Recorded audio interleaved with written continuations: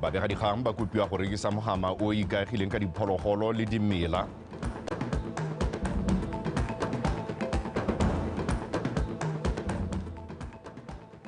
Fa ba tla bo go ikgolen ke bina tshipi le tsaone sebele ba iponetse phatlha ya go ya mabelong a All Africa Games. Nte ke go dumedisa motho etso ke go amogela nna ke bidiwa Reginald Richardson. Dikgwebo tsa Botswana ga mmogo le tsa kwa Zimbabwe di gwetlhile go kanoka mebaraka e teng gare ga mafatshe o mabedi le tsela ya go ka rekisetsa le go isa dithoto tsa bone kwa mebarakeng eo le gone go dirisa sebaka sa botsalano magareng ga mafatshe go ka godisa mmaraka wa theko le thekiso mo melolwaneng.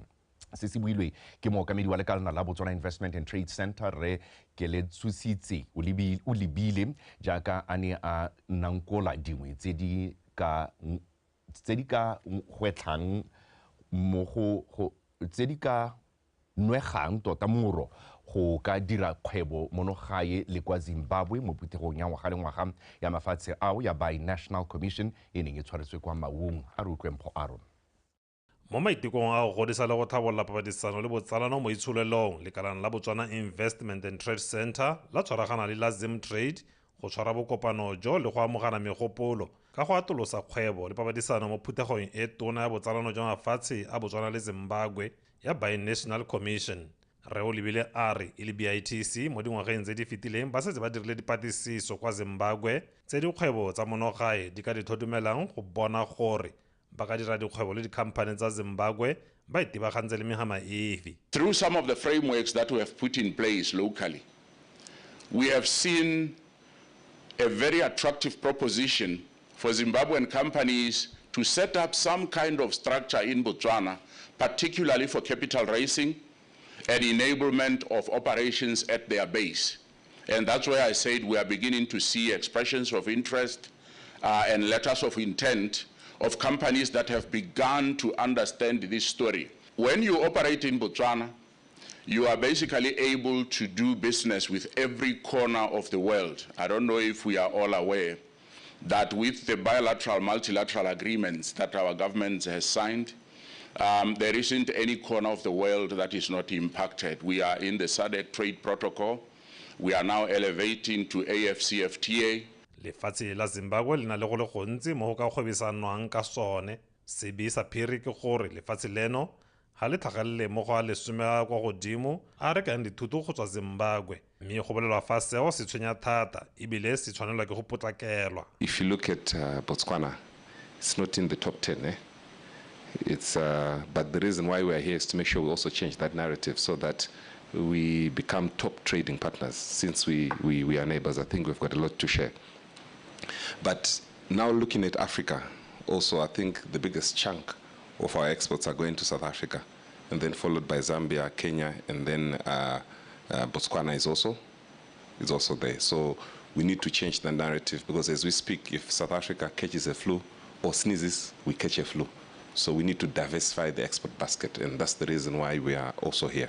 BITC le Zimtrade ba ne ba monana tumalano ka ngwaga 2018 e le tsela ya go dirisana le go tsalana mo go tsa dikgwebo. Sengwe se supagalang se thusitse ka jana go se go na le dikgwebo dingwe tse di nnileng teng morago ga tumalano eo. Megama e go bolelwang e santse e ka lebelelwa thata mo papadisanong ya dikgwebo tsa Zimbabwe le Botswana.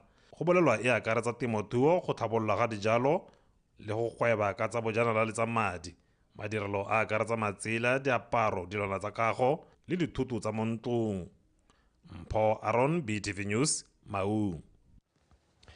Bobega-dikgang bo gakolotswe go rekisa le go bua ka mogama wa itsholelo e ikagileng ka diphologolo le dimela ka ona le bokgoni jwa go tswakanya itsholelo. Mme Debbie Peak o gwebang ka letsome ko Maung o gwetlhile jaana jaaka tautona Dikgang go itse masisi le bobega-dikgang ba ne ba ile go bona madirelo a matšhaba trophic dealers le tiro e ba e dirang go boloka masalaladi tsa naga. Maranyane sa Makata.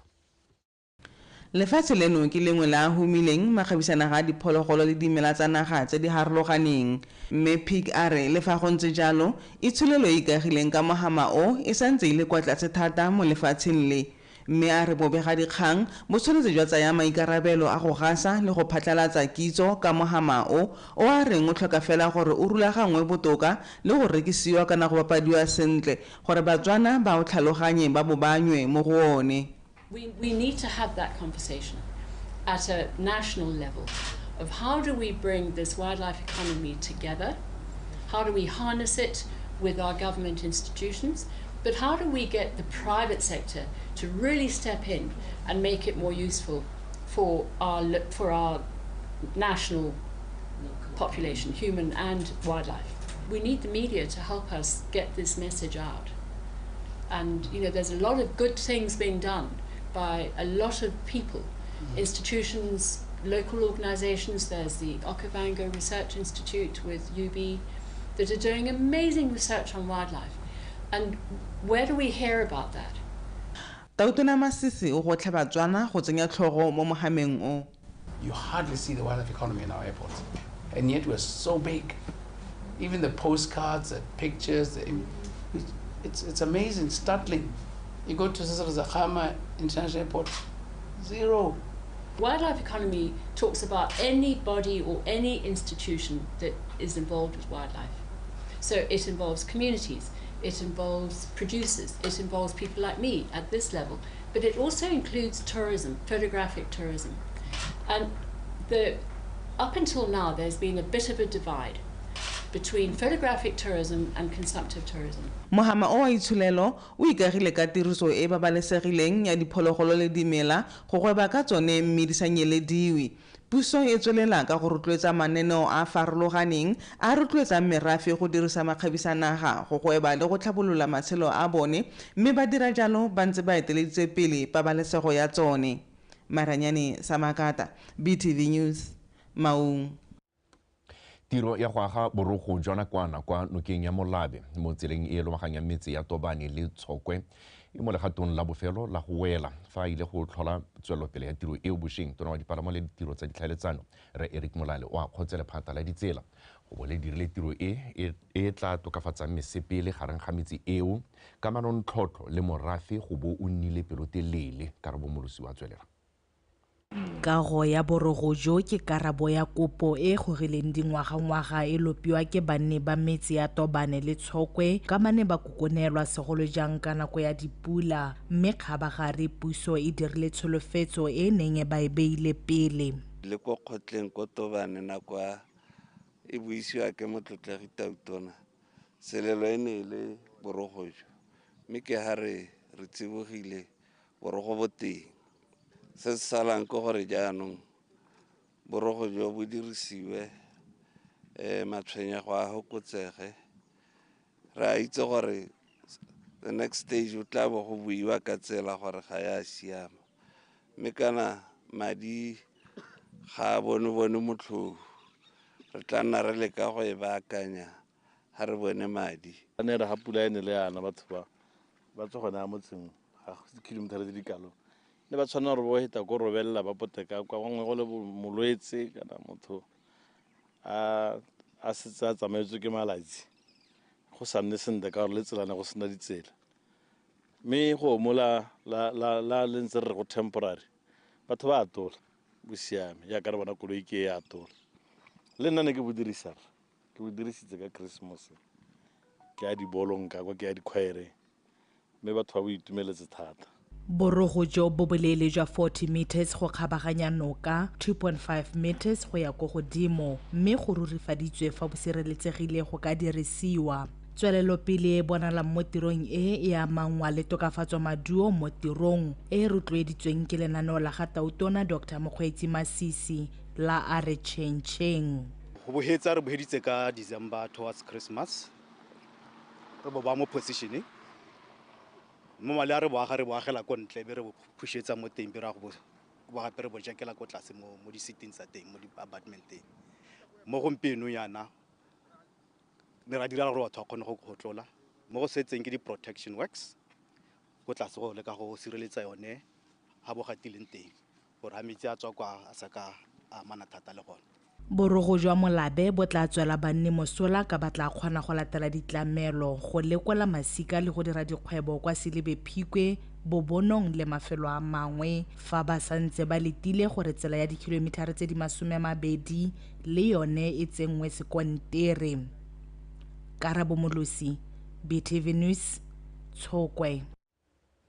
mohumadi wa tautona Menao Masisi o rotloeditse mekgatlo e farologaneng ya kgaolo ya bobirwa le toropo ya Selophikwe go ikopanya go bopa makgotla a dikoporasi a motia ka jaana dikoporasi di na le bokgoni jwa go tlhabolola itsholelo ya metse ya bone ga mmogo le ya lefatshe leno ka kakaretso o buile se mo phuthegong le mekgatlo e farologaneng ya kgaolo e kwa bobonong bosheng kabelo kgakololo. Sengwe sa dilo tse lefatshe leno le di tseelang kwa godimo mo go fefoseng kgolo ya itsholelo ke bogwebi. Dikoporasi e le nngwe tseo tse di ka tlisang tharabololo ya senelaruri ya dikgwetlho tse di amang setšhaba di akaretsa letlhoko la ditiro. Le fa go ntse jalo bangwe kwa kgaolong ya bobirwa ba supa fa makgotla a tshwaragano a le bokete go a tsamaisa. Letlhoko le letona la rona ke ga re direlang teng ke di dirisiwa le one madi. Ga rena le tsone di-machine tsa bo hemming bo embroidery tse di tona tse no gore ngwe le combine e dira sengwe le sengwe ga rena le tsone. Bohumagadi wa ga tautona a ba gakolola gore makgotla a tshwaragano a tlhokana le boineelo boithaopo ebile a tshwanetse a dirwa ka mekgwa le maranyana a segompieno gore a ngoke barotloetsi. Dikoporasi ke dilo tse e leng gore di molemo thulaganyo ya teng e ka re ntsha mo lehumeng e ka jesa bana ba rona mme se segolo thata re dira jaana re iraele kgetsi e kgono ka go tshwaraganelwa. Tshwaragano re batho ba re rutang re le neela dithuto tse di harologaneng tse e leng gore di ka dira gore o helele o itse thata ka go mo teng go tsamaisa kgwebo di-course tse di tshwanang bo business management. Mo nakong eno kgaolo ya bobirwa e na le mekgatlo kgotsa makgotla a tshwaragano a le 17 palo e go lebegang e le kwa godimo. Lona ba dikoporasi ikopanyeng le be le ya go go bommatebele le hatshe le hetogile gate rona ba ile gore ra direlo re bolelele ba diredi gore re batla eng. It must be driven by your needs. Gore me matebele a ska le bolela what you need. Lona le bue your needs.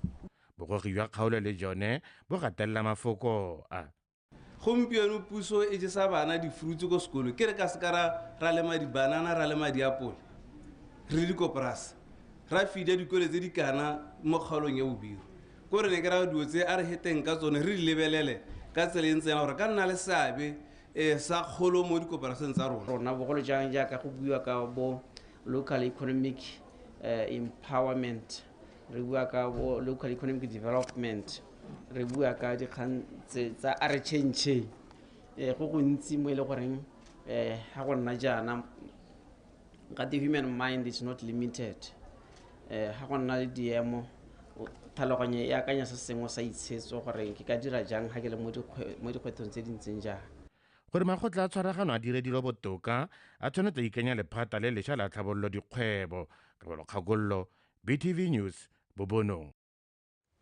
Moparlamente wa Madinare Re Molebatsi o ntshitse dikoko tsa letsopa la Croiler di le sekete a bela banni ba le 20 kwa Madinare e le seabe sa gagwe go ba tswa tema gore ba tsweledise thuo ya dikoko mme ba igodise go nna dikgwebo tse ba ka ikgonang go itshetsa ka tsone. Dikoko tseo di rotswe semmuso kwa kgotlaneng ya Jekela gone kwa Madinare bosheng. Barui ba ba gorogetsweng ke lesegole ba ka itlhoma kwa pele mo thuong ya dikoko tsa boleng jo bo bogadi bo gaufi ba kgwathadiwa ke kago ya matlhabelo a dikoko kwa Sehope e simolodisitsweng bosheng dikilometara di le 40 go tswa mo Madinare e le nngwe ya metswedi ya mmaraka o ba ka wa kolang. Kana matlhabelo a masebotse ba gaetsho a simolotse go agiwa mme go tile re taba ra neelwa a bereka ka April ke kgwedi tse pedi go tswa gone gompie kwa. Se se ne sa ntha sa re ke rotloetse Batswana ke rotloetse ba ba mo kgaolong ya me bone ba gaugile le mathabelo gore e nne bone ba e leng gore tshimologo ya gore ba supply mathabelo e nne rona ka kwano go ka kgonagala gore re intshe mo lehumeng ka go rua dikoko re di rekisetsa ko mathabelong a mmasebotse. Bangwe ba tsere dipudi tsa mananeo ba rekile dikgomo bangwe ba tsere dipudi tsa mananeo ba agile masimo le yone koko ene ya hela o e tlhokomela o isa BMC ya go ha matshelo a mangwe a rileng mme hela ba getso bo go di bo gaketse mo motseng wa rona a re yeng go tlhokomela diotse. kemonokeng le thotloetso e banni ba sa bolong go e eletsa ba e amogela ka boitumelo le dikitso tsa tlhokomelo ya dikoko tse. Ba gakololwa le ka lenaneo le lešwa la tšhema-tšhema le le tla bong le thusa dikgwebo tse di potlana. Ha re bona re yua tshono ele kana batho go leta le letelenyana re ntse re tshenya mototegi re bata dikoko tse mme ke ha go gorogile nako a rona ke batho ba gaetsho na ala se ke se le bogalang gore o ka re ka go ditlhokomela tota. In terms ya animal husbandry letsa tja le tlhoka le mo go tsone ha o kwa go isiamela gore go nna mogote ventilation gore pheo e kgone go di huka hukanyana ha le go nna mogote thata metsi a tsididinyana wa dire a kere gore go leka go di khula ne re bua gore re bata go tokahatsa matshelo a rona a nna botoka e le ga sennela ruri jaanong a re amogeleng mo palamente ka lerato la sennela ruri le baofisi ya gago gompieno a kere a bo re amogela dikoko tse ka lerato la semodimo gape la sennela ruri. Fa tlhokomelo e ka nna e lolameng barui ba kgona go emelana le dikgwetlho tse di ka nnang teng. Malwapa a le 20 a tla ungwelwa mo mogopolong o ka ebile dikoko tsa croiler di gola ka bofefo gape di baa mae a mantsi. Kgwebo ya go rua dikoko le yone e ka ata mo kgaolong ka ba bangwe ba tla tsama lebela. Karabo Molusi, BTV News, Madinare. Komiti ya ipabalelo tseleng ya gantsi e ne e rulagantse thutopuisano ya gore tuntsha badirisi ba dikotsokara ka melawana le tiriso e e siameng ya ditsela ka maikaelelo a go fokotsa dikotsi tsa tsela. Thutopuisano e ne e tshwerwe kwa motseng wa Dikgang Leswa Mokwaisi. Motse wa Dikgang o dikilometara di ka nna 30 go tswa mo toropong ya Gantsi mme sepalamo gone mo motseng o ke sekotsekara selo se ba lephata la ipabalelo tseleng ba boneng go le maleba go ba kgobokanya go ba tlhatlhella ka melao e ba laolang e le bakgweetsi ba dikotsekara. Re tile ganong go tare go le ruta re simolla ka wena re go lemoga gore mokgweetsi jaaka re bua ka mokgweetsi e leng gore o tsamaya ka koloi a le wena o kgweetsa sekotsekara se o itekanetse e se lemoga e le karolo e nngwe e botlhokwa mo ditlhatlhobo a mme sone sekotsekara se se mo maemong a siameng gore a mme o ka dirisa tsela le ba bangwe a mme le lone le ruo la gago le lone o tlhomamisitse gore ke le ruo le e leng gore le ka tsamaya mo tseleng ke jone boikarabelo jo e leng gore re bo hile gore mongwe le mongwe o dirisang tsela re lemoge gore mme gone o tsamaya mo tseleng a ba re na le yone drunken driving mo go lone o wa tsa kara o e phekahela ha go nwang teng o tlhola o nwa bosigo o tsena mo kareng tsa ke bona go ira gara motse ba se gore di reflector tse le di neetsweng tseo ga tele pagame di-20 se di bopana le tsameka disekotsekara ka re tebe le na le reflector ga ba rialo ka gore ka moso ke itse gore e tebe le lona gape ka bona motho a tsamaya bosigo wa re nyake tsentse reflector a kere ga ba rialo kgang eo ya reflectora o kgona gongwe o tsoga a ka ntse a botsa gore kgona le e kwike gongwe o ntse o le mo tselebe o hialelwa mo tseleng ke yone mosola yone reflector o hialelwa o tsoge kgakala ka o se tswang teng e bile o tsenya reflector. Banne le bone ba nna le sebaka sa go latlhela lentswe la bone jaanong ke re ke legakolong gore bana ba kgweetse disekotsekara ba le bo 14 years gape di le mo seemong se se siameng le digogi tsa rona e be di itekanetse re se ka ra kgokgontsha dirui mo tsone dikareng tsa tse ba mo di-competition go kgona go tsaya dikara tse pedi ka gore bone ba na le dikara o tla utlwa motho ate ke mo itile wa go hita ga bone gore o ko pele kgwetsa mona wa hita ga bone gore o kole kgona go tla ko pele kana jaaka re ba mo competition yela bone go tla dira rena. E re ka jaanong banni ba tsibositswe ka tiriso ya tsela bakgweetsi ba dikotsekara ba sologetse gore jaanong ba simolole go sala melawana ya tsela morago ka seo e le tsela nngwe ya go hema dikotsi. Lesego Mokwaisi, BTV News, Dikgang. Ke go difile motho wetso ga go re tsa segwakgante jaana nako e roba bobedi a re utlwa tsa metshameko.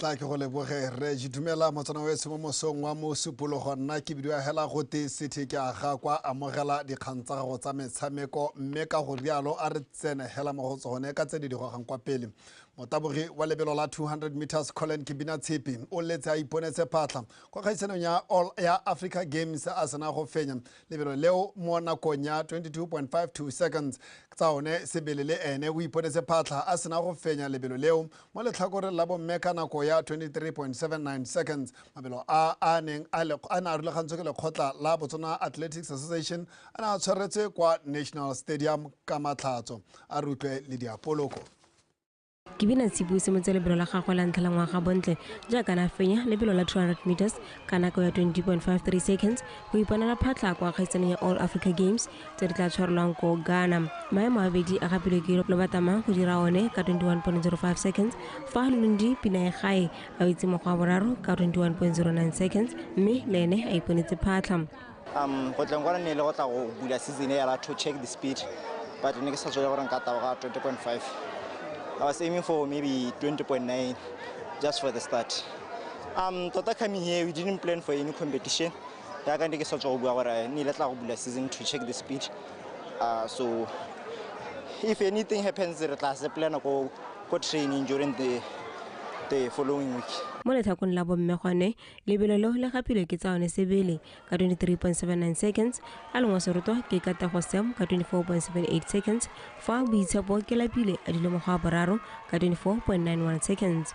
Re dira a lot of speed endurance and then we are slowly getting into things because ngwaga wa simolla second race for myself, so it's looking good so far. It really means a lot because that means it's going to be a good boost looking at Nagwedi and Nankayone for the national champs for the FNB Golden Grand Prix and also going ahead in terms of qualifying for the 2024 Paris Olympics. So it's a good thing. Kago Sancho Sesoka le eno na tsabakela jaaka na gapa 400 meters ya borre a sena go fetsa mo nako ya 46.53 seconds le go fetsa mo maemong a bobedi mo 200 meters ka nako ya 21.58 seconds. Lebelo leo le fentswe ke ene motukisi le na me le mokatisi ne ile ona go qualifyela di Africa Games go Accra Ghana, so re kgonne go ithella qualification, so ke itumetse hela tha ke le tsa go qualifyela di Olympic yone teng re beile selo sa gore di Olympic ra go leka go di qualifyela ka April ka gore April ke ene o ga renta gore le mo phiki mo maidung a mangwe sa kgantshwane tsa lebelo la 400 meters Isaac Makwala o feditse mo maemong a bobedi mo lebelong leo ka 46.99 seconds fa moraga ga Mphile Seribe fa Phenyo Majama a feditse mo go boraro mo di hurdles tsa ba bagolwane gone Maitseo ke itumetse o dule ka tsa ditsididi a fenya lebelo leo mo nakong ya 50.59 seconds fa Percy Tshutlego le Joseph Gaitesepe ba feditse mo maemong a bobedi le boraro 51.59 le 51.73 seconds ka eo fa re tlolela go tsa javelin ya bomme maemo a ntlha a tsere ke mmonye ba itshuletse a sala morago ke malebogo le poswa fa ke letso mothudi a wetse mo ga boraro mothusi poloko o dile ka tsa ditsididi fa ke abetswe ke Bonyitsele le Lundi Mathole ba thomagane mo ga bobedi la boraro ka tatelano eo le diapoloko BTV Sport ga borone me re sa le fo mothusa moeteledipele wa lekgotla la Botswana Athletics Association o a bona thetso a re o itumeletse ka fa kgaisano eo e tsamaileng ka teng ka jana e ne e ngokile dipalo tse di ntsi tsa bataboge le go runya ga maina a mašwa mo mererong ya track and field. Turn up the spectators. Remember, the athletes are the spectators, and the spectators maybe learn some athletes who qualified in the Africa Senior Championships. We have an athlete like Bosancho who have qualified. This are against the usual names since and it's a good thing. Development. Rebone Jalo, Colin Kibina Tshipi, Akwana 200 meters. But again, athletes like Bo Makwala who are senior athletes, but they keep on coming here, but motivate it's a very good thing. If you look at Bo Nanayana Wotensami, Wajal Athletics Club, she's a very good young athlete, still a youth, but compared to Yadi Junior is the best time. So once again, total as the federation era.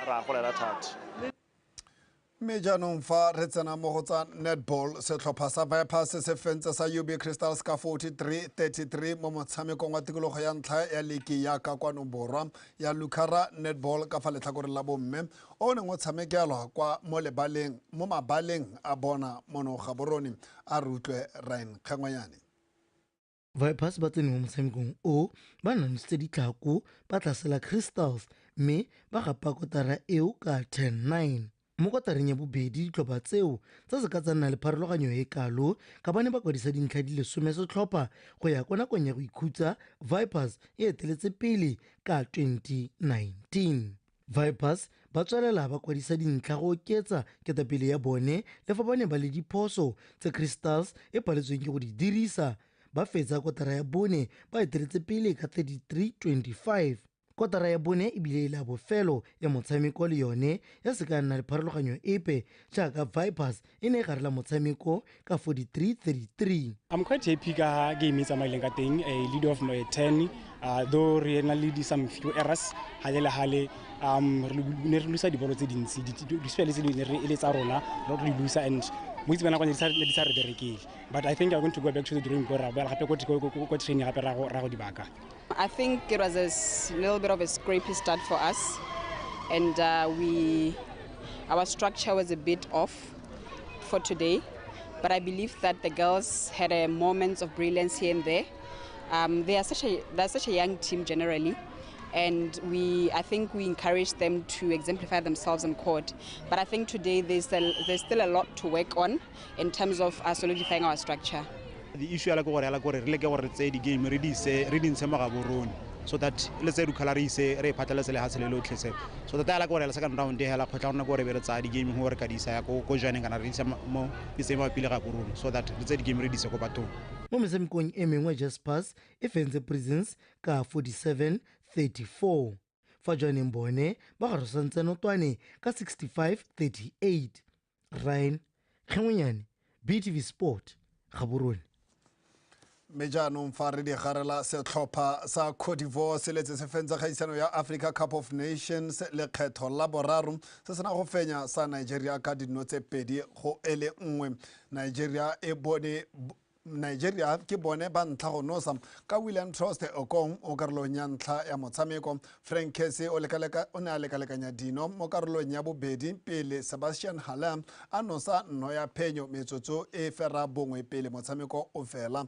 Nno eo e netefatsa fa sejana sa Africa Cup of Nations 2023 se sala kwa Cote d'Ivoire.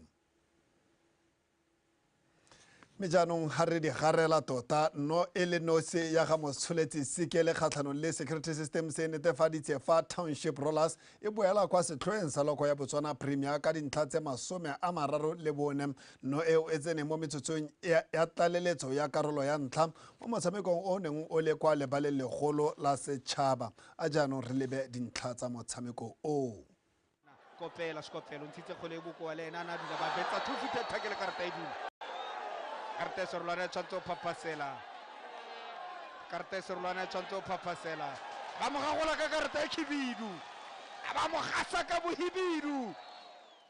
Atapata Chiro Choleta Mahata. Vaitela Mogargala Wana Pacola. Vanta Pate Quati. Chira! Basirata Cobrago Maicano. Sola Boy. Basirata Maicano. Anna. What I say? I mean, they need to ensure that they close down these spaces, but we have to also applaud Saraming for that pass.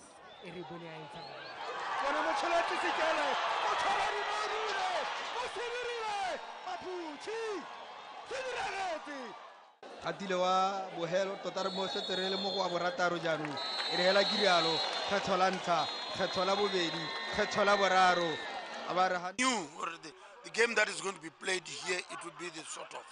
And the whole week, please, let's be swift on ball.